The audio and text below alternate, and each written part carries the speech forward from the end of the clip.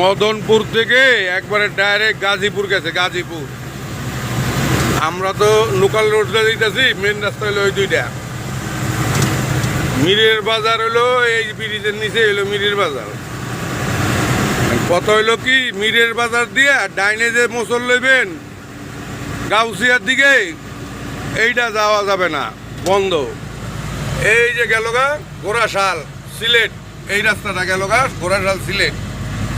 আর আমরা এখন গেলাম গা কই, মিরের বাজারের দিকে। এখন আপনি যে মিরের বাজার এই গাউসিয়ার দিকে গেলেন, গাউসিয়ার দিকে যে যাইতে যাবেন বাম সাইড দিয়ে যাইতে পারবেন না। এটা গাউসিয়া দিয়ে যাওয়া যায় না, গাউসিয়ার রোডে। হ্যাঁ, আমরা কত গোল চক্কর খাইলাম আজকেরা,